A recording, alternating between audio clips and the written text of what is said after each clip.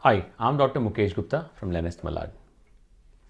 HysteroLaparoscopy, one of the most useful investigation when we talk about finding abnormality or a modality of treatment for treating women for fertility related disorders. Now let me tell you what exactly is this HysteroLaparoscopy. The question comes is, do we need to do it? How important is it when we are trying to take fertility treatment? And what exactly is this HysteroLaparoscopy?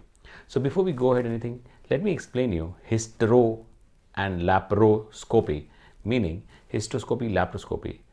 When you put a tiny little instrument, which is like a small tiny telescope inside the uterine cavity, it's called as hysteroscopy. And when you put it in the abdomen, it is called as laparoscopy. The idea is to see inside the body if there's any abnormality or anything that needs to be corrected. Now, when do we propose to do that?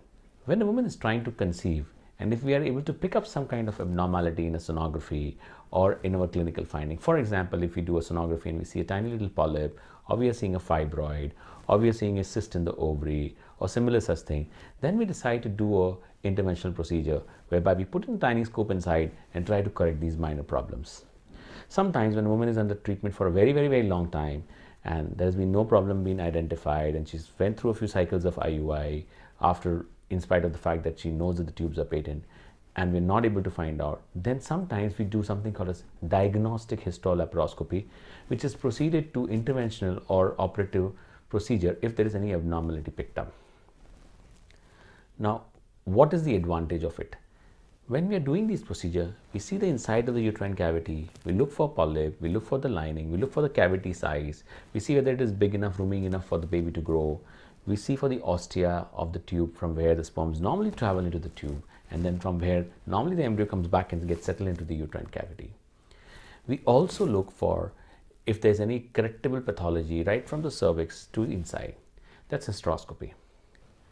Sometimes we need to actually open up a blocked tube with tubal cannulation, which is not something which you do for every patient, but with selected few we may have to do that.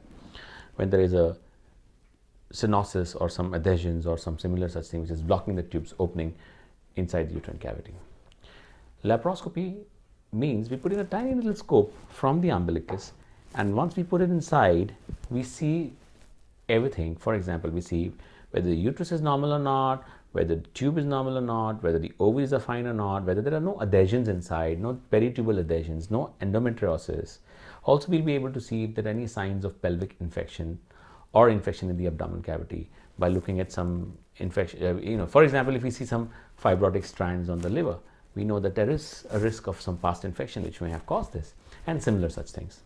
Sometimes the tube is adherent or peritubal adhesions are there which needs to be released and made free, which will help us to improve the chances of women getting pregnant. So in short, a procedure of HysteroLaparoscopy is done to A, find out if there's any problem, B, if there's any problem, it is corrected in the same setting. A good setup will normally have an opportunity to correct the problems right then and there when they are doing it. See, to prevent doing major big surgeries in older women, for example, if we want to remove the uterus, so instead of doing a abdominal hysterectomy, we would prefer to do a laparoscopic hysterectomy. Of course, a vaginal hysterectomy is still a superior option where there is no cut in the abdomen, whether it is by scope or whether it is by open. But also it helps to reduce the invasiveness of the procedure. We call it minimally invasive or minimal access surgeries, where we are able to do surgeries with minimal length of cut of the incision on the abdomen. Last but not the least is that for women who desire fertility in future, doing a laparoscopic surgery is very superior as compared to an open surgery because it doesn't leave behind adhesions which are caused by open surgery. So, in simple word, whether you call it a keyhole surgery or a minimal access surgery or a laparoscopy, some people wrongly term it as a laser surgery. Actually, it's a little different from a routine surgery. But all these things help us to enhance the chances of women getting pregnant, and also in older women to reduce the morbidity or the trouble that she has to go through by the major surgeries. Thank you.